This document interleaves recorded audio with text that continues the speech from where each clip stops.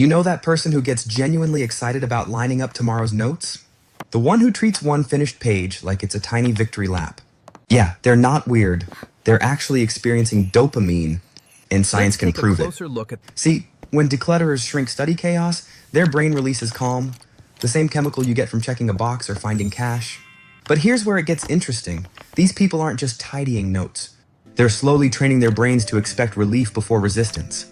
And once you understand why, you'll never look at a desk the same way again. So why do some people find joy in resetting their workspace while the rest of us melt down over one stray charger? It comes down to something psychologists call cognitive load. Your brain can only process so much noise before it starts feeling overwhelmed. Clutter. That's basically giving your mind 1,000 tiny tasks to manage at once. Should I deal with that tab? What about that chapter? Oh God. Is that tomorrow's quiz sheet? Exhausting, right? But declutterers discovered something the rest of us missed.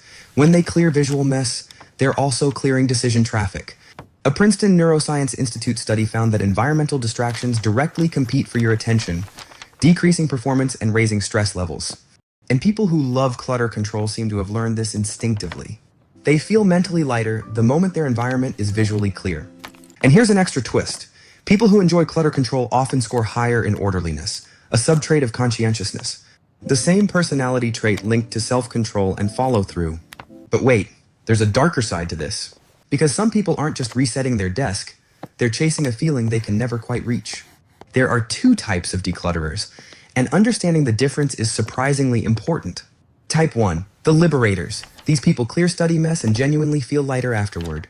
They're not attached to old notes, because they've learned that memory doesn't live in piles. They keep what matters, release what doesn't, and move on. Balanced, healthy, annoyingly. Type 2, the chasers. They're stuck in a loop, color-coding notes for the dopamine, then reworking the layout only to color-code them again. For them, it's not really about studying smarter, it's about borrowing control. When life feels chaotic, controlling their desk becomes a coping mechanism. The decluttering itself becomes another form of clutter, just mental instead of physical. So, which type are you? Because decluttering should feel like opening a window, not tightening a leash. The next time you feel that urge to reorganize your notes, ask yourself, am I creating space for focus or just chasing the satisfaction of control? So, which one are you? The liberator who clears the mess and actually lets their brain breathe.